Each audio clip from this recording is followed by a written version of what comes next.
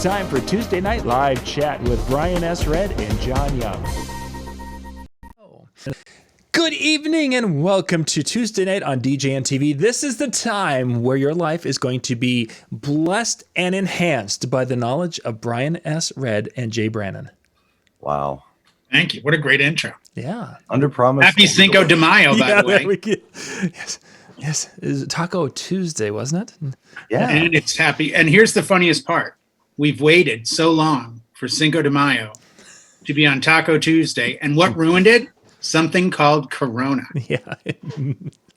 Something named after the beer. I know. Go figure that out. Yesterday, everybody was, May the 4th be with you. I'm like, what are you fools going to say tomorrow? Well, I don't know. Revenge of the Cinco de Mayo. They don't know that. I didn't know what it was when I lived in Boston. I moved to California, and all of a sudden they're like, oh, Cinco de Mayo is crazy. I'm like, what is it? It's like this huge Independence Day thing. And I'm like, I thought that was September. They're like, yeah, but this is different. Still a big Independence Day. I'm like, okay. So awesome. We've got folks joining us on Facebook and out on YouTube. Thank you for being with us tonight. I just put the main chat. That's the YouTube channel where we're going to be talking to. It didn't go to one of the channels. I don't know why that is, but we'll worry about that later. And I also want to put in the djntv.com/help link. That is the link that will get you into the DJNTV Insider area for free for a limited time to go in there and watch some of the content there. Spend a couple of hours looking at the different, there's a lot of videos, training videos there on different topics, music, performance, business, sales, marketing, Facebook, all sorts of stuff. So there's a lot of great content there. djntv.com/help. Yeah. I have a question about DJN TV. I had this weird idea last night, and I have a lot of ideas that are not always good ideas. I thought I would ask you this, put you on the spot with the chat room, with people in there so they could respond to this. I did a video yesterday where I was talking about how I program music at weddings. Yes. And how I think about it. And I knew it wasn't going to set the world on fire, but I really wanted to get it out. And some people liked it. And DJ Barr actually popped in and he said, because right at the beginning, I prefaced it. I said, understand that the reason I got into DJing is because I love music. I know what I like. I know why I like it. And I'm good at anticipating why other people like music and how they may react to it. Right. Yeah. And Barr popped in and said, that's a really interesting question. I'm not sure why I like what I like. So I had this weird idea and I did it last night. And as I was doing it, I'm thinking this might be a good thing to film. I opened YouTube and I just found the first song that I liked and played the video. And I was thinking about why I liked the song. I was trying to break it down in my head or articulate why I liked it. And then when that was over, I just found another one that happened to pop up. I didn't plan it, but I just did it. And I was thinking, you can never do a video on this and put it up on YouTube because it's going to get flagged. Yep. But maybe something like this might be interesting for DJN TV. Certainly. Yeah. It's kind of a random thing. If you're interested, I'll shoot it. Yeah, we could certainly do that. And then it's behind that login. It's so it's protectable, and we're not going to have the little spiders find it and get us in trouble. Sure. So it's a one-shot video. You could probably do 20 minits or so, or maybe 30. I don't know. Yeah. And then if people like it, I could do more. Yeah. If they hate it, I'll never do it again. But it's just an idea, There is that. Sorry. Yeah, we got Robert and Scott and Gus and Howie and Brian are out there. Jimmy's with us. Thank you very much for being with us. So, gentlemen, tonight I wanted to talk, and some of this will actually probably maybe even go back to what Brian was just talking about with the music as some of the songs he likes, because we've had a variety of influencers, whether it's been musicians, groups, what have you, that have influenced us. It could be mentors in our life that have influenced and given us inspiration. And I really wanted to kind of talk a little bit about that and share some of that, kind of, pulling that curtain back and who are the people that helped make us who we are today. John Cafferty and the Beaver Brown Band. Next. Wow, that was the quickest answer Next we'll ever get from Jay Brannan. That's his only answer. That's his only answer. That or Lolo's theme, and he's done. That is true. Those are his too. Okay, so let's talk about Lolo's theme for a second. What's up with that song? I have listened to it like 3 different songs. I cannot. You don't get that one? I don't get that song. There's You no know what? Story, It's there's funny. a story behind Jay's Yes, please. discovery of this I, song. before we can get Yeah. into tonight's show, I'm sorry for those of you who like it when we get into the topic right away. This is something that is bothering me because of Jay being a friend, I have listened to Lola's theme a dozen times in the last month, trying to get to the point where I've played it with my kids around. Said, "What do you guys think of this song?" And they're like, "Yeah," and that's it. Just written, yeah. Yeah. Underwhelmed, huh? Yeah, and it's like, oh, there's got to be something to it because Jay is a really cool guy. He's does these cool things, and people think he's really a neat and put him up on this pedestal. So he's got to know his stuff. So I need the story. You know what? Lola's theme goes back to Brian. Brian turned me on to it, and without taking up the hour, I met Brian in July of 2008. And about that time, Promo Only had, I think it was either Mainstream Club or it was one of their club series. And it came out and it had Move For Me by Deadmau5 Cascade, I Remember by Deadmau5 Cascade, the Michelle Williams, Break the Dawn. It was really good. It had a bunch of really good songs in it. And we were in Chicagoland at the Mobile Beach show. That's where I first met Brian. And if I make a mistake on this, Brian, correct me, but I'm pretty sure it was either at that show or at Expo of '08 where Lola's theme came up. And either No, I called you. Yeah, but it ended up being right. I was looking for the origin track, and I couldn't find it, which was Johnny Taylor's "What About My Love." I'm like, Jay, you don't happen to own this? I've ordered it. I bought the CD, but I'd like to do an origins video on this and show how this loop made the song Lola's theme. Right. And you're like, what the hell? Who the hell is Johnny Taylor? Yeah, and who the hell is Shapeshifters? Yeah, I didn't know. So I explained it to you.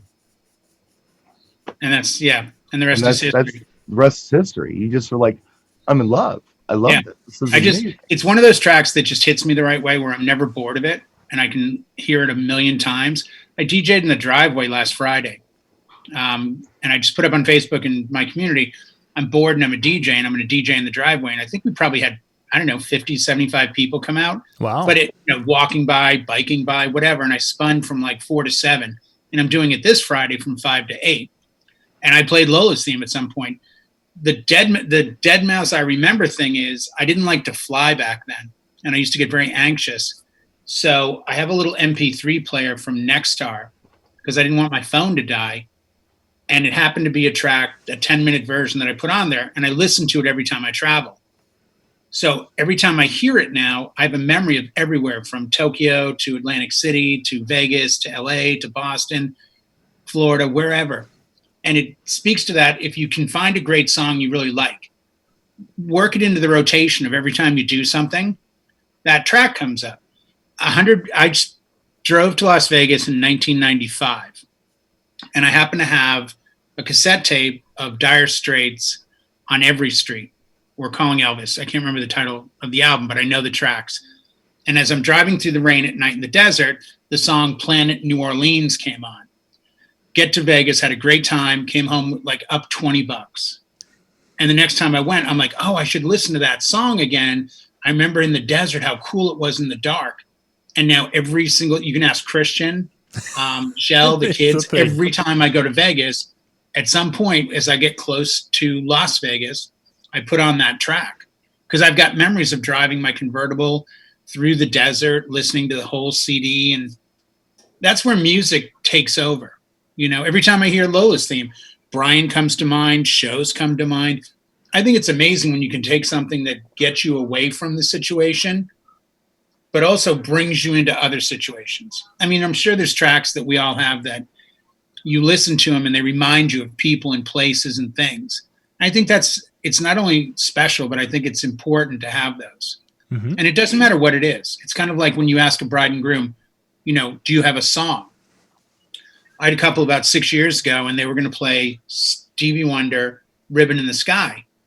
And as we're sitting at their apartment in the kitchen, I'm like, really? They're like, why? I'm like, you guys don't look like a Stevie Wonder, Ribbon in the Sky couple. And she's like, what do you mean? And I'm like, well, people look like music to me. is this really your first choice? And she's like, well, no, my first choice is this song like Love by the group Ferris Wheel. I'm like, I've never heard of it. And she goes and gets the CD and puts it on. I bet you the song played for 30 seconds and she just had a tear come down her cheek. And you could see her squeeze his hand. And I'm like, guys, this is your first dance. Mm-hmm. She's like, but no one will know it. I'm like, and no one will care. Mm-hmm. They're going to see this. And that's the moment. That's the memory. This is your wedding. You don't dance to Stevie Wonder, Ribbon in the Sky, because it works. You dance to whatever you want to dance to because it's your moment. Have something that will always bring you back to that moment. Well, they're memory triggers. Yeah, absolutely. Mm-hmm. And I think you need that. I mean, my wife and I, she gets a little teary-eyed, not that much now. We'll be married 20 years in June. But every time Rain in Blood by Slayer comes on, it was a special moment at our wedding when we danced. And she still, I don't think it's anger, John, Okay. honestly. I don't think it's anger. But You can mute Jay, can't you? We could. Okay. go. But that's the Lola theme in a long, drawn out.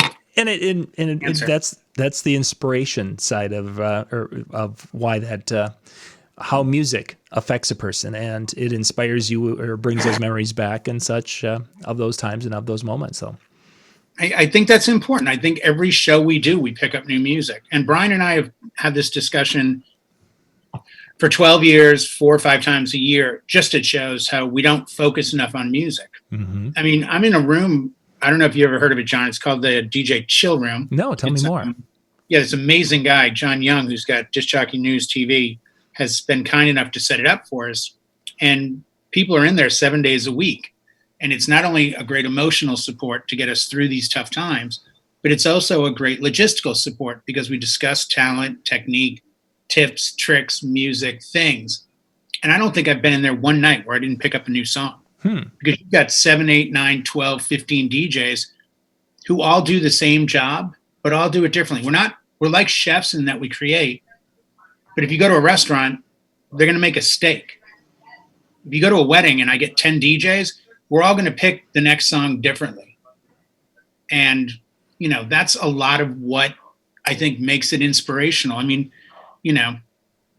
I will add before Please. we get into our topic on what you're talking about with the shows. Do you remember that one year I know you do. A lot of people do who were there. That really special night when I got that phone call from Chris Andrews, Big Daddy, and he said, "Hey, there's a party." And I said, "Well, I'm with people." He said, "Bring them." And we had that amazing cabana party at the Riviera. 2009. That was the first time I ever heard Fetty Legrand's "Let Me Think About It." And every time that I hear that song, I think about that party. Taken back to that moment, It's There are photos, of a room that holds 7 people comfortably, and there probably 30 of us, and it's like me, Brian, Chris, Marshall, Larry. People you'd never expect to see together. We're all together. Yeah, for that. all together. It was Stefan. So yeah, It was amazing. Oh, what a great night that was. Jose Heredia was there. Yeah, Jose was there. Mara was there, I think. I think Mara was there. I know Christian was there. Yeah, there was a lot of people there. It was good. It was a great night. But that's the beauty of this drug that can't hurt you and that can't kill you and won't do anything negative to you, but it gives you that escapism where you can close your eyes and put in the ear or get behind the wheel and just press play and you're in another planet. Okay, now I'll let John talk about what he was going to talk to us about. We're talking about some of the inspiration or the inspiration with some of the music and such. Who were some of the influencers or those people who have helped you form your musical tastes? And you mentioned right away, of course, the influence of Brian when it came to Lola's theme. But earlier in your years, Jay, when you were, Brian and I have had this conversation, so I know a little bit about his early musical, the people who influenced his early musical taste.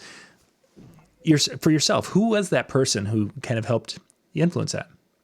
Initially I was really fortunate that my parents had a lot of albums in the house. And I remember the first time I saw Herb Albert and the Tijuana Brass. Whipped cream. Whipped cream. Yep. And that's never going to get out of my mind. If you don't know this one, guys, look up Herb album Tijuana Brass, Whipped Cream. You'll see And what I other mean. delights. Yeah, I always thought it was a wedding dress with cream all over it. I didn't. Yeah. I tried to look past that. But it was funny. Music was always around things. You know, I watched the movie To Sir with Love, and every time I hear Lulu sing the theme To Sir with Love, I get a shiver. Well, that goes way back to when I was young. As I got a little bit older, the musical scene in the 70s was constantly in flux and constantly bringing new stuff. You know, I fell in love with the idea of liking the band Kiss. Being in Boston, Aerosmith was huge. But I think the biggest thing that changed when I got probably eighth grade high school, the former tour manager of Bad Company had a record store in Harvard Square in Cambridge, Mass, called Beggar's Banquet. And he sold used records. And I went up one day with like a Kiss album and I think Ted Nugent, Weekend Warrior. And I know it was Kiss and Ted Nugent, but he goes, what are these? I said, oh, I just started playing guitar. These are awesome. He goes, here, trust me. And he sent me off with Derek and the Dominoes anthology and Sun Seals live and burning in Chicago. And he goes, try these. If you don't like them, bring them back. I'll give you these. I'm like, you're not going to give them to me? He goes, just trust me. You like this, trust this. And then it became like every week I would go in there and get Jeff Beck and Rory Gallagher. And it certainly shaped guitar-wise, but it also shaped music-wise. And it was that moment. And even earlier, my parents were gracious to send me to the Boston Pops in like the 4th or 5th grade on a once a month or once every couple months you would go and the Pops would perform. And you do things like that where you go, why are we here? Yeah. I mean, anyone in Boston, I don't know if they still do it, but the Boston Esplanade, the half shell, they would do free concerts on Fridays in the spring for like the month of April and May, let's say, or May and June. You're on a blanket eating a picnic under the the stars next to the Charles River, and there's classical music, and like, why am I here? And then you get older and you realize you have an appreciation for it. Mm-hmm. I don't think, to quote Eddie Vedder, there's no such thing as bad music. There's just music you don't like. So a lot of those early influences were just keeping my ears open. I love the Sex Pistols, love Aerosmith. I love Barry Manilow, Elton John, Billy Joel, love Beethoven. I mean, there's nothing I'm really not into. The one area I'm not a fan of big time is probably reggae, which is shocking because everyone I know loves reggae. It's not music I love. There's a few songs I like. But other than that, I mean, just, Brian played. I don't know, if that has something to do with it. Brian, you think that's part of it, or? I think you're hearing the wrong reggae because there's some really good stuff out there. Oh no, there's good stuff. It's not on, like, if you ask me to name 100 styles of music, that would be 101. It's funny that you say that because when I think about, when people say, well, you, Jay, are one that's a perfect example because you're always accusing me of being this freestyle freak, and I love freestyle. I like 20, 25 freestyle songs. The rest of it I could care less about. Oh, okay. So am I a genre fan? No, but there are songs within the genre that I love. Mm-hmm. Right. If I think about a genre that I'm not really too excited about, it would probably be country. But having said that, I love country influence stuff like Eagles and England Dan and Linda Ronstadt and even some legit country I enjoy. Mm-hmm. But I still wouldn't proclaim myself as a country fan, although there are probably 50 songs that I could rattle off within that genre that I do enjoy. Right. Sorry, yeah, maybe I didn't say it the right way. I just think I get it. I get it. Yeah, I'm kind of that way with the same thing. I just, I don't think it's the DJ aspect in me. I think it's just me, and I'm sure I'm not alone. There are just times you kind of look around you and go, no, this is the wrong song. Like I really fight to not get near the music at a party. Not to take over somebody else's job, but if there's not a physical DJ doing it, I don't think I know more than anyone else. I just think I know what should be played next more than a lot of people. Do you think I think most DJs are like that? Jay, do you think that though is because we talk to a lot of DJs who seem to be just have absolutely no clue when it comes to grouping music, having a music flow, what have you. Do you think your early days of performing and being a guitarist has had an effect on your music selection as you have progressed through the DJ side of things. I think that's part of it. And I think, Danny Tenegly's got a great quote: to be a great DJ, you need to keep one foot in the booth and one in the dance floor. And I think that's true anywhere. I think everything that you do brings you to where you are, and if you pay attention to people in general and how they act, and you store that information, the next time that person is in front of you or that type, you know where to go with it. The other day when I was playing, somebody made the comment like, so what were you planning to play? I'm like, the only track I knew I was going to play was the Switchfoot track Float. I knew that would be my first track. But after that, I was going to try to stay positive music for the first hour and then just do whatever I felt like. Mm-hmm. But I was adamant about making it a mix. And like, so you just show up and do it? I'm like, but yeah, that's what we do. Like, even though there was no one there for the first half an hour, I still had to play music. But in my head, I had to formulate, well, it's a sunny day, it's hot, it's a Friday, we're locked inside. Oh, I'll play Happy by Pharrell. And oh, then I'll play this. And oh, I'll play Miley Cyrus, Party in the... I wanted to play uplifting, and Howie and Brian and Robin and John and Scott and everyone in the room, we'd all given these tracks that we thought would be good uplifting, with the question being, what's the first track you play when this is over? Right, yeah. So that was part of it. I think it's part being into one genre of music or playing an instrument, but I also think a lot of it's just paying attention. Like, my argument will never change till I go in the ground. Older DJs are better than younger DJs because they have experience watching crowds. Younger DJs might be better with new music, but there's a shut-off point. I know my influences on this, and I know why I do what I do. And I know that it was not always easy, but I had to figure it out. And it goes back to my family. Mm-hmm. Good. I was going to say, I was hoping you would go back far enough in this conversation. Yeah, so. It goes back to my family. Now, just to give you an idea of how, because I'm one of 4, okay, siblings. And I just had a conversation with my brother before the broadcast. And we talked about distributors, and we talked about fan blades, and we talked about things like that. Now, my brother has a daughter, and I have a daughter, but we don't talk about our daughters. My brother only wants to talk about what my brother's interested in talking about. Which is cars. Which is, yeah. So that's the conversation I have with him. I have a sister who's involved in a church, and we can't talk because that's all she wants to talk about. I have another sister who's a little more loose with it, but that's been my experience with my family. They're not interested in what I do. I bet you that nobody in my family is subscribed to my YouTube channel. I bet they just hear that I do it, but they've never looked at it because they're not interested. Mm-hmm. That's not their thing. And that's not a fault on them. That's just who they are. And, truth be told, when I was younger, my father was kind of like that, but he kind of got to the point where he would ask questions about what I do. But my siblings never do. They've never asked me about my life. They don't care. They only want to talk about what they know about. I had a brother-in-law who was a pilot. The only thing we could talk about were airplanes. I know nothing about airplanes, but I'd have to force myself to talk to him about it or ask questions about airplanes.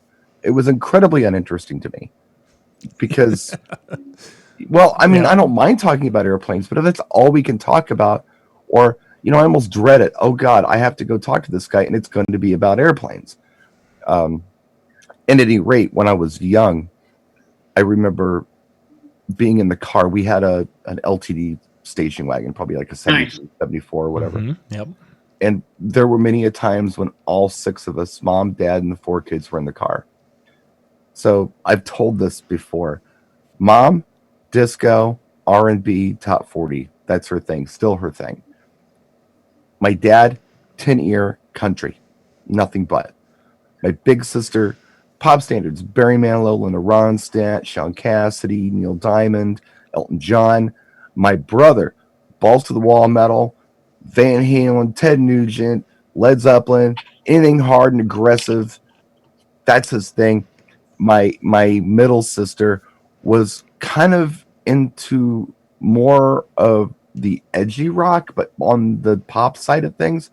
So she liked things like the Police or the Cars or Peter Frampton and things like that. So I've got all these people in the car, and we're driving down the road, and nothing that comes on the radio is satisfying anyone because nobody is willing to listen to what the other person wants to hear. Yep. Until Eagles comes on the radio. Hey, wait a minute. It's top 40 for mom. It's kind of country for dad. It's pop standard for my big sister. It's kind of rock for my brother. And it's got that rock pop vibe from my sister. That's why I'm a DJ, because I knew when that song came on, everybody was going to kind of go with it. Sure. That was what formed me. And that's why I'm able to kind of, I guess, when I'm DJing, if we're talking about my influence as a DJ here, that's how I'm able to empathize with the audience and kind of anticipate what they might like, just based on some stuff about them, whether it's something they've asked for as a request or just kind of who they are. Or if I know they react well to one thing, I can say, hey, if they react well to that, they probably will react well to this too. Mm-hmm. And then you take the different groups in the room and join them with something that's kind of a common ground thing. That's it. That's my biggest influence as a DJ and a music programmer with my family. You've told that story a couple of times, but I always find that so interesting that you had such a diverse, like no two people, everyone had their own little AM transistor radio in the house, and no one's the same. And I mean, these are the days when we didn't have iPads and iPods. You blasted it. In fact, my Uncle David, when we moved to California, he sold my mother. Remember those systems? They had a AM/FM tuner, an 8-track player, and a record player. Yeah, with the old component stereos. Yeah, I had one. He had one, and he sold it to my mom, and my mom would divide it up between my brother and I and my sisters. So it would be in my sister's room for a month, it'd be our room for a month, and this went back and forth for a long time. Yeah. So it was really interesting when the girls had it, what was being played. And then when we had it, what was being played, it was very interesting. And we'd crank it up very loud, and the other people would have to deal with it. We didn't have personal listening devices. In fact, we had a set of headphones, and we had to share those. Those were for nighttime, intent to disturb anybody if you want to listen to music in bed. And of course, my brother and I would fight over the headphones sometimes. So that was when I learned listening in the dark, how much clearer and louder it is. When you sit in a pitch black room, if it's as absolutely dark as you can make it, then put on headphones and listen to music, an entirely different experience because you lose one sense. So the hearing just picks up. Well, for us, I mean, I remember, so Dan, my brother, who I shared a room with, was 9 years older than me. So by the time I was 6 or 7, he was out cruising Van Nuys Boulevard in his 55 Chevy or doing whatever he was doing. I was in bed early. And to put a record on and to sleep to the record is tough because it didn't have the auto return feature. Right. So it was all about the 8-track. I had a copy of Fleetwood Mac Rumors. That was my first 8-track that I bought. And I bought it at the neighbor's garage sale. I don't know why they sold it. It was brand new, but I bought it for 50 cents.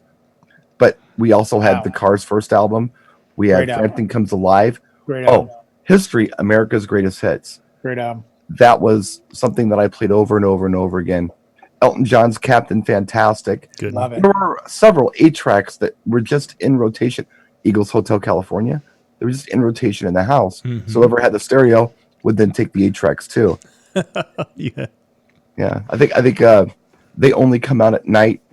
Edgar Winter Group. Yeah. Those, that one was Pink. That was kind of weird. And I think we had Alice Cooper's Schools out. Yep. And all kinds of weird stuff. Did you ever I remember in middle school, like 4th, 5th grade, they'd have the commercials. You probably were actually not even born or very young, but they would have KTEL Ronco Presents. Yeah. Like hits of the day with, it would always have a Steely Dan track, a Doobie Brothers track, an Andy Gibb track, a Casey and the Sunshine track, a Tavar, like it would just be a mishmash of pop and disco. But every song was actually really good. Yeah. I remember getting a couple of 8-tracks of those. And for me to hear Peg and 2 Out of 3 Ain't Bad by Meatloaf, you would have to, and those of you that have never dealt with 8-tracks, you can't really fast forward, rewind it because it's in. Well, you'd have to have a sets. real special 8-track player to do that. Turns out they did exist. We were just too poor to have them. Oh, we didn't have one either. Ours was like you could push a button to go 1, 2, 3, 4. Click, click, So click. you would play a bit of 1, then go to 4, and if you timed it right, You could get there. like you could somehow figure out a way to You can anticipate it. It's like, okay, halfway through This Rihanna, song, if I go click over here, I that's- can get to Don't Stop or whatever. yeah. No, it was And with Frankenstein, Edgar Winter Group, I remember that one because Frankenstein was the first track, but it was a really long track, and it took more than the entire track. You know that part where it goes into that, they faded it out, click, started on the next, and then faded it back in on the second track. Yeah.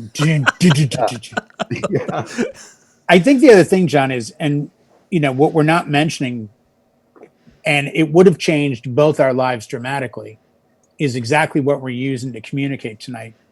I remember getting the rip-off I didn't have the money to get the Sony Walkman, so I got the RCA version of the Sony Walkman. And I just remember popping in like Dio Holy Diver or Motley Crue, Shout at the Devil. Yeah. And walking and having this stuff and being like, this is like being in my house, but I can walk away from the stereo like mind blown. I had a giant boombox out of glass. I had one too. From Red Rider. At like 13. Aldo Nova's Fantasy or whatever tape I happen to have. Walking down the street at night. I would do it at night just to be cool, Well, you were weird too then, obviously. Most of us were out in the day, dude. Well, yeah. No, night would have been cool. I grew up fast to my house. We were up in Maine in a place called Old Orchard Beach, and it was the coolest summer. It was the first summer I got the boombox and would walk down the main drag where all the cool guys and girls were in their like old Chevys and stuff and Camaros and Firebirds. And I'm here with like playing Barracuda by heart. And I'd somehow gotten Kiss, Rock and Roll Over, and the track Take Me, which is this like, but the opening line is like, put your hand in my pocket, grab onto my rocket. It's the opening line. And I'm maybe 12, 13 years old. And I've got this boombox blasting. And I have no idea what I'm listening to. Oh, sure. No sense of like, girl, just like knowing that, this walking cool. But if we had the internet when we were growing up, can you imagine how different? Like I never would have moved. I'd weigh 800 pounds and I'd be in the basement still at my parents' house because I'd be like, I'm not coming up. I'm watching YouTube. I mean, I'm bad now. Can you imagine if I was like 12 or 13? I'd never get off the damn thing. I've told you the story of the album my mother bought, A Night at Studio 54. Oh, yes. I've told that story before. Yes. Yeah. That was uncomfortable. I don't know if you might have to. Okay. So I have the record back here. I can show it to you. It's a double album. We have 8,600 people in the room right now. It's all mixed. It's like it's disco tracks, but they're all mixed very well. It's all beat mixed on each side. And her favorite track on there was by Music, and it's called In the Bush. Push, push, in the bush. All right, time for a commercial, everybody. Dance around to that song while she was vacuuming, and she'd want me to dance with her. I'm like, no, I'm not dancing with you to this song. And I'm like 7, 8 years old, and 7 probably. I know exactly what the song is about. What's going on? And my mother has no clue. Oh no. She was a really nice lady. She still is. She's a lot sharper than she used to be, though. I'll give that to her. Oh. It's like, do not ask me to dance to that song with you. That is disgusting. I've not heard that story before. So okay, and actually, he told it one night, I think, in the chill room. Yeah, exactly. No, if any of you ever DJ a party where Brian S. Red and his family's there, there's a track you're going to have to play. I just have these really, really bad images in my head of my mom dancing around in her footies, vacuuming to that song, saying, "Hey, let's dance." Hey, no, let's not do that. No. Okay, how do you have that conversation with mom and say, "Mom, do you know what this song means?" To be honest with you, I have to. What I would have to do is I would have to say something to I'll call her my middle sister. Mm-hmm. I say, "Could you please explain to Mom what's going on here? Because I'm not comfortable with doing it." And then she would screw it all up, and it would just become a fight. Oh well, I don't think that way. It doesn't matter what you think. This is what's happening here, and it just, it was a disaster. It was a different time back then. I mean, you was a can't very different time. look at the music now. I mean, I'm going to sound like the old guy on the front porch with the cane at the clouds, but it was a big deal to hear "Bye Bye Miss American Pie" because he would say "No angel born in hell." And it Well, was like, whoa, whoa, whoa. Now it's like if your song just said hell, you'd be doing well. we You know? we were from Indiana and kind of I want to say not politically conservative, but just maybe conservative lifestyle wise, where people didn't have a lot. We lived in a tiny little house, but everybody lived in a tiny little house. Mhm. Yeah, little pink Nobody houses. had a I've lot heard of the money for stories. things, Yeah. and it was just a very, I don't want to say poor, but it wasn't affluent at all, blue collar town. Yeah. And we moved to San Dimas, California in 1976, where Little everybody's got long hair, a beard, cut off shorts, a custom van, and a boat getting towed behind it. And Yeah. we're like, don't these people ever work? They Yeah. just play all the time. And they're happy. Why are they so happy? Well, so it was just a very weird. Why are they having Well, you fun? know, coming from out east to the West Coast, it's a different Totally. vibe. Yeah, it's a totally different vibe. So Totally yeah, different we vibe. were all a little naive. I mean, I was 5 when I moved out there, so I have an excuse. But Yeah. my siblings and my mother, I don't think Dad was, but Mom was very naive. And but now, I mean, if anybody, none of you in here have met my mom, I don't think, but she's super cool, and she can talk just like we're She was talking right wrenching on now. a 65 Mustang like 2 days ago. I saw pictures Mom of is it. mom is amazing, and she's funny, and Yeah. she's sharp, and she gets those jokes. Now, if I were to play that song back to her, and I should go, "Oh my god, I can't believe I was asking you to dance to that," it would be very embarrassing for her because she knows now. Yeah. Brian, you bring up a good point. And let me ask the two of you. Do you hear lyrics and think of them as being controversial now that you didn't then? Like when you hear about, an older song that you're like, oh, I love this song. Do you hear the lyrics now and just go, oh, I totally know what he's saying? I remember the first girl I kissed, and I remember how old I was. I was 11 years old. I was crazy about her, and it was in the tree house in my backyard, and yeah, that experience for me was amazing. And after I had my first kiss, every song I heard seemed really naughty. Yeah. Like even if it was a very innocent song, because I knew how I felt after I got that first kiss, it seemed very naughty to me. That's like, exactly my point. It could have been, just, I love you or something, and it was just like, oh my god, why are they talking about that? That's disgusting. that's really, really risque because I know what it means now. Mhm. Yeah, exactly. Yeah. Okay, then you do think the same way I do. Yeah. Yeah, I'll hear old love songs. I'm just like, oh my Yeah. god, I can't believe he just said that. And I think part of that, once we had children, that was a huge eye opening. It's like, oh wait, I don't know if I want this song being played around my kids, because now not only do I, but now I've got to make a decision on what these young kids should be listening to or not listening to. Even the other day, I was streaming an 80s station. I think it was Amazon Yacht Rock, doing, sorry, I had one of those on, and I'm listening to it, and it's like, gosh, even some of these are things. Oh yeah, that, they definitely are. yeah. Oh it's no, like, they totally are. it's like, Yeah. okay, how many songs in a row can they play that is talking about sex? And I had Every 15. one. All music is about that. Pretty much Every everyone. one of them. It's like, can't we have song. something that's But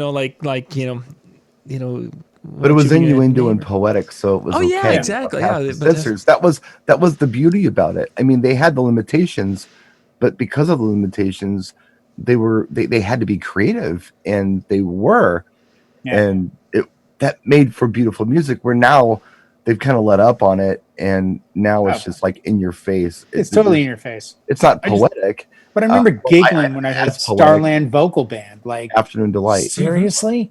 Yeah. Like, that's totally what they're talking about. Well, Engelbert Humperdinck's After the Lovin'. I mean, Oh yeah. what There is you he go. talking about? After the lovin', I'll still be in love with you. It's like, oh shit. And then you look on the dance floor and you've got 80-year-old couples dancing to this with a very big smile on their face, and you're like, oh, this is gross. I remember I remember, okay, Guilty, Barbra Streisand and Barry Gibb. the duet. Do you remember that song, John? Oh yeah. Not right offhand. Guilty by Barbra Streisand. We are devotion and we have nothing to be guilty of. Our love is high as a mountain or whatever. I totally misunderstood that song when I was younger. I thought they were saying we are divorced, and so I'm thinking to myself, okay, they're divorced, but they're still into each other. Okay, whatever. That's what I thought. It's It modern was day. devotion, but I thought we were divorced and or divortion. Like divortion was a word I didn't know. Yeah. I was I 10. No, not even 8, maybe. I mean, some things are in your face, but man, the subtleties, the creative, because I'll do the yacht rock thing too. And man, some of the subtleties, the ability to write a song that's completely about hooking up, but even England Dan and John Ford Coley, I'm not talking about moving in, you Yeah. know, just Yeah. want to just hang out tonight. Really like to just have you over, like the original hookup, like Come on over. friends with benefits kind of thing. Right. It's like really just want to see you tonight. I'm not gonna move in. I'm not gonna fall in I'm love. not talking about getting real involved here. Just No, wanna no, say, no. It's come on gonna be over. Just tonight. If you just come over for like an hour, Stay at home and watch TV. It doesn't matter to me. Just come doesn't on matter over. to me. Yeah, because again, I'm not talking about moving in, and I don't want to spend my life, but Yeah. it's like a warm wind blowing. The stars are out. Yeah. Come I'm on, just in get the over mood. here. Come on. Come on over. It's like Tinder before Tinder. Yeah, exactly. So I remember when I was little too, there were certain songs that sounded so mature to me because they were talking about it sounded like husband and wife stuff. And of course, when you're a little kid and you have parents, that's like an adult thing and it's not interesting to you. I always thought it was interesting when people were talking about getting together with someone else or falling in love with somebody or it's a breakup thing. But then I hear songs like Summer Breeze by Seals and Crofts. This is an established relationship. This guy's been working all day. He comes home. She's like cooking there or whatever. And to me, that was boring because they're already established. I like the drama. I liked it when it was about breaking up or getting together or hooking up. That's even as a kid, I enjoyed that more than I did, again, what I would consider the mature tracks where, oh, we've been together for so long and I still love you. So what? Of course you have to. Otherwise, you got to get a divorce. I would highly suggest you revisit the Rupert Holmes discography. Yeah. The track called Huge Him Lotta song. and the track called And Pina Him. Colada. And Him. And Him. Yep. Yeah. Those are the two tracks I would highly recommend because you'll enjoy them. It's about cheating and cheating. Yeah. Well, Finally, some new topic besides love. Yeah, this is a great song. Why is that? Well, because. But yeah. it's fun to listen to the lyrics now because there's that old expression, you'll never know. You can, when you're feeling good, you can never really recall what it felt like to feel sick or unwell or, anything like, no matter how bad you are sick, when you're well, it's very difficult to tap that emotion. You just have it as a memory of, I know I didn't feel good and now I do. Well, music gets like that. There are songs that you can listen to, and I think they're different because you can get that glimmer. That summer of 77, when I was head over heels in love with this girl, Jamie, Alan O'Day, Undercover Angel was hitting. And every time I hear that song, I am instantly catapulted back to a very anxious and nervous 12-year-old waiting for like the next day at summer camp in Belmont so I can see her glimmering, shearing, azul eyes and Settle down, baby. God damn. You're 12, man. But you know what though? But that's the thing. Music filled that void of, because Brian's got older siblings. I didn't. Mhm. I'm the oldest. I have 2 younger sisters. So I didn't have anyone kind of guiding the way. And all my friends that had older brothers, their older brothers drove Camaros and they were cool and they were smoking and they had combs in their back pocket. Just so you understand something, different time. having those older siblings is not always a positive thing. See, I always thought they turned you on to music. Like, oh, They do, but they turn you on to other things too. It's not all good behavior. Right. And, no. They're much older than you. You want to join in, and the only way you can join in is by trying to advance your growth in a way, and you end up doing things that you shouldn't be doing when you're a young man. Right. That's another show. Oh yeah, no, it's totally. I wanted to ask John what, besides Huey Lewis and the News, which you can talk about if you'd like, what your musical influences are, because I'm curious. It's interesting. The family the early influence of my family was big. My father was really into a lot of the pop or the chart topping type music from the 60s and the early 70s, and that definitely had a large influence. And then there was this kind of, for lack of a better way to describe it, there's this kind of hole from like 73 to really about the time that I started getting into music myself in the late 70s. So there's probably for 73 to about 78 that I didn't, that would put me at about 10 years old. Then I was getting into the music and had my radio and could do my things. So that was my early, and then, beyond then just kind of finding the few stations we had in the area. I probably then jumped to about 1984 when we would go to a friend's house, and he had an older brother that had purchased a jukebox. And in the jukebox was all the music that was hot at that time on 45. So we were listening to these songs over and over again. And, Sure. and it was they're really the foundation for a lot of the things, because the music that was there was the hot music of that era when he bought that box, which was 6 months before I came onto the scene and we were playing pool and listening to it. So Right. that really became kind of the main areas in which I had, because I was the oldest, so I didn't have an older sibling. I had some uncles who were younger that were closer to my age, still older than I, that were an influence and shared some things like Tommy James and the Shondells, some Kiss. They were the ones who introduced me to Kiss and a few other things such as that. But it really was more of a self-discovery for a lot of it. Yeah. Going forward. You talk about uncles. My uncle David, although we weren't always close, when I was around him, and my uncle David was the epitome of cool guy. Uncle David, 6'4", always had a beautiful girl around him, always dating really hot girls. Just a cool guy. And when David wasn't around, or he was sleeping or whatever, and I was at grandma's house, because he lived there with grandma, and he was not much older than I think my big sister and him were like 7 or 8 years apart. So kind of considered him like a brother more than an uncle guy. But I remember even, going to visit and just seeing what the hell David had in his car to listen to. Mm-hmm. What were his things he had? And it was like the Babies and Love the Babies. Mac, and it just, what cool thing is David latching on to, Mm-hmm. And it was very different than my brother. He was a guy, my brother looked up to my uncle a lot. Right. But my uncle was more into more pop stuff or even R&B stuff. And I thought, wow, you mean a cool guy who drives a cool car can be into this too? Like, it was just eye-opening for me as a little kid, because I had associated it with my brother. Like, okay, if you got a cool car and you're a dude and whatever, you listen to Van Halen. Mm-hmm. No, not true. You can listen to Michael Jackson. You can listen to the Babies. You can listen to Donna Summer. You can listen to any. Man, my uncle, he called himself the real Slim Davy before he passed away. He was always into the new thing, So That's awesome. he was an influence too. He was a big influence on it. And I remember being maybe, 12, 13 years old, and going into his house. And back in the old days, when you would go into somebody's home, I would anyway, look at their record collection. Yep. That's kind of who they were. Yes. Mm-hmm. Look and see what records they had. Just thumb through them and just check them out. Be it a girl's house or a friend's house or a relative's house. It kind of told you who they were. Yeah. But I remember the first album was Michael Jackson's Thriller. I'm thinking, oh my God, if David's into Michael Jackson, then maybe we have something to talk about. That was a common ground thing. Because, sometimes I really didn't want to have conversations about Ted Nugent, because I didn't really like him that much. Mm-hmm. I did.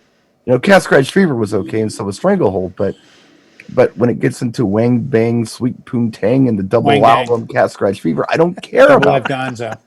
Yeah, double For all Live that Nashville stuff.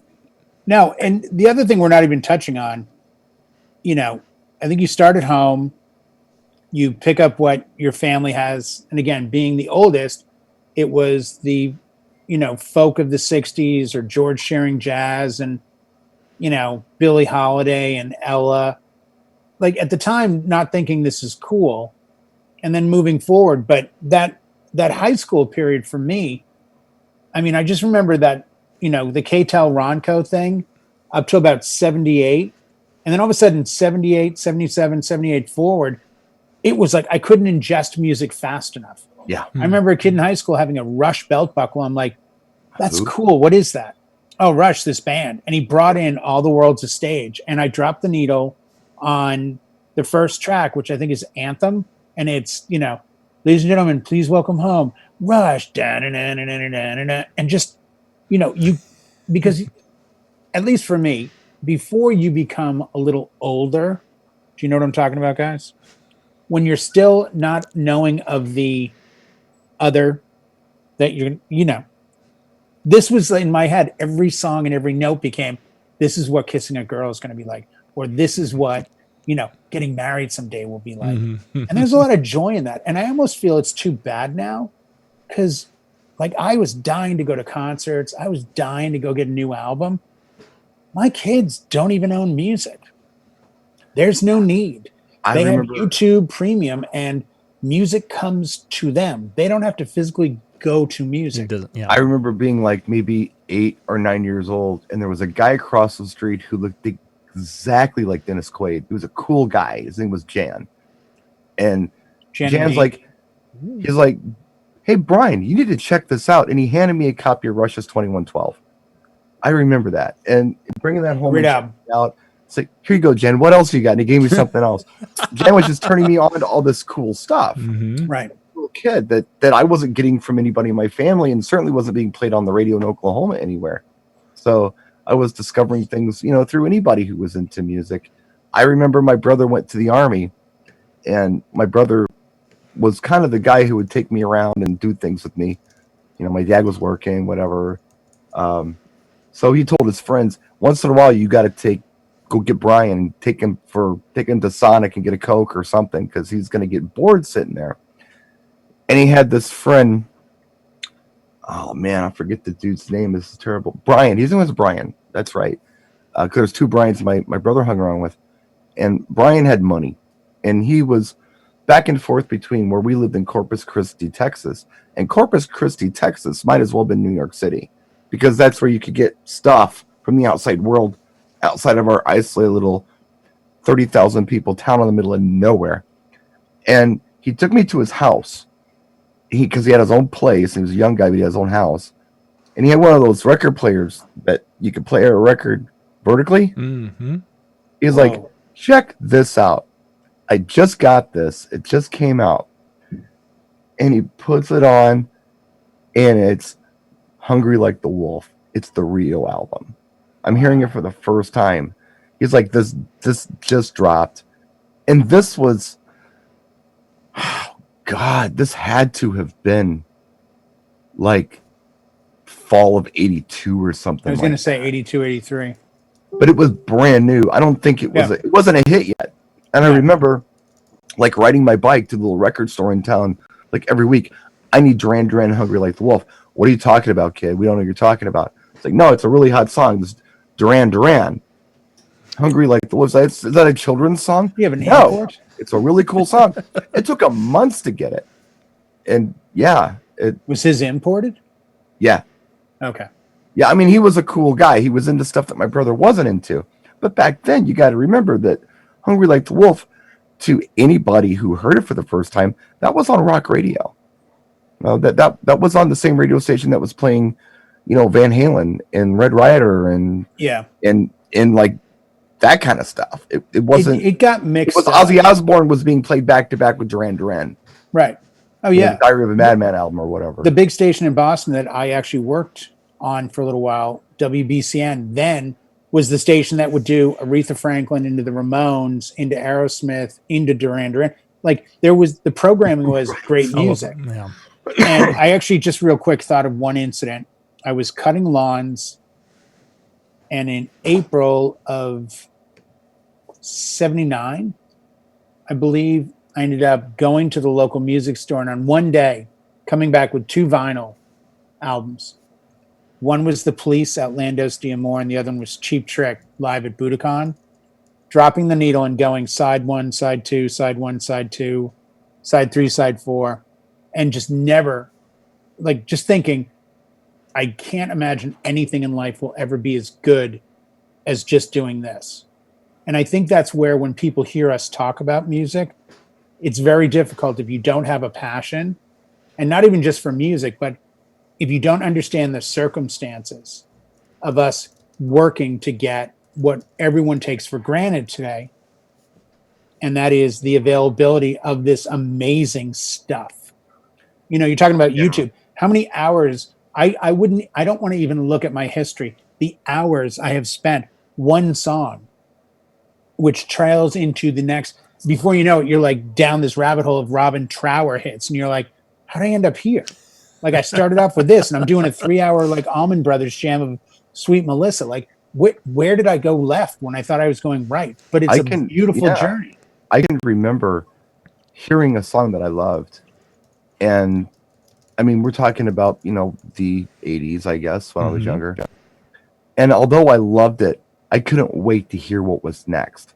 It's like, if this is what's happening now, what's going to happen next? It's just going to get better. It's just going to get better. And it did. It did for a long time until it stopped. And then you're like, oh, crap, it's over. There's no new anything to consume. And that's when I started going back. That's when I'm like, you know what? Maybe I better go back and spend a little more time with Culture Club or the Human League or any of that I just kind of thought, yeah, this is great. What's next at the time? Because it was just you do concerts? fire, amazing. Yeah, sure. Okay. Mostly rock concerts. Right. Because I think that was the other thing. You got the music, and then it was, and you'd get that, you know, Boston Garden with Don Law Productions presents Ted Nugent. We get, you know, you were like, I have to go. The truth with concerts, there was something to look forward to in the summer. The truth for me with concerts is it was more of a bragging rights thing. That too. No, that was the T-shirt. I can get a T-shirt and look at hot chicks. You know? Yeah, I see the band. That's cool too. But I get a T-shirt. I look at hot chicks. That's the Peter cool Frampton, June 1979. Somebody probably passes me. First time I ever saw this. First time I walked out of there, everything was tingling. Just remember turning around like one row back, and a girl went, and I just left there like. I remember Climax Blues Band was good, and Frampton was awesome, but I still walked out of there like, how was the show? Good. We went to go see. It was a double billing with Ozzy Osbourne. Metallica opened for him. I was with my friend Luke. Nice show. And we were on the floor, pretty close, and there were these two really good looking chicks in front of us, and we're, oh man, we got two really good looking chicks. Look at the butt on these girls. You know, holy shit! And we're just like really getting excited about this, and then they turn around. Oh my god, I know where this is going. And one's a dude. Yeah, I was gonna say because they had, you know, long bleach blonde hair. And he had tight jeans on. It was girlfriend. Yeah, that's why you didn't know. But yeah, I was like, shit. It was their fault. Yeah. It was their fault. It was a long time ago. It was the 80s. Yeah. We're just about out of time here, guys. Yes, honey, daddy used to wear makeup sometimes. It was just exactly the way it was. Exactly. It's a special time. Awesome. One little thing I'll add, and then we'll wrap up here, is it's interesting that you mentioned that Rush. I had a neighbor who was about 5 years older than me, and he brought over, because he knew I was into the pop music at the time, and he brought over Power Windows. Oh, nice. He's like, John, you got to check this out. So yeah, he would. Right. He was working. They're great group. Yeah, he was working at the farm right across the road from my house at the time. So I would be out in the evening while I had my little sound system in the windows of my bedroom, which played out to the driveway where the basketball court was, and he was in the barn over there, so he would actually be able to hear me playing the Rush tracks and such during that time. So yeah. And it was the greatest time ever. And all it took was a summer night and a song. Those were special people, though, when you're kids who like reach out to you and recognize an interest in what you're doing and say, "Hey, try this." Yeah, those are special people. I'll never forget guys like Jan. Yeah, that was no, really those cool. They're countless. There's, you know, hey, have you heard the Leonard Skinner live one? No, and you drop the needle and you start to hear, and it's like, play Pretty for Atlanta. You know, back in my day, the war cry was like, what song is it you want to hear? There was people just knew, Freebird. because it was part of the live thing at the time was relevant. Now it's like, I don't know, maybe Bruno Mars or Cardi B or it's like, no, I'm quoting something. Nah, never mind. Yeah, it was a thing at the time. It's just not a thing like it was, but it was. Go watch Fast Times at Ridgemont High or Valley Girl. Don't watch that. It doesn't age well. Yeah, Yeah, they didn't. Valley Girl's still good. Yeah, They're gonna steal the car. Keep the radio. Well, gang, thank you much for being with us tonight and making it through. We had about 80 people at the peak there. I saw a few minutes ago. Nice. So we had a good crowd. The chill room, djntv.com/chill. That is open and folks are over there right now. There'll be more folks joining here in just a bit as the show wraps up. And of course, that's open all the time. So there are people who are there in the afternoon. Again, thank you very much, John. Oh, yeah, I'm glad it worked appreciate out. that. Yeah, very, very welcome. And there's people who are there in the afternoon. I heard there was a group that got together on, I think it was Sunday morning. There was about a dozen people got together on Sunday morning and are using the room, so it's there for you guys to use. And as Jay mentioned, it's kind of that get together therapy that's part of this whole process. So utilize it and have some fun. Have some fun. Absolutely. So, Jay, Brian, thank you guys for the discussion. This was kind of a fun trip down memory lane tonight, and we'll catch you guys later. We'll catch you. Yeah, it really was. Thank you. Appreciate it. All right. Good night, everybody.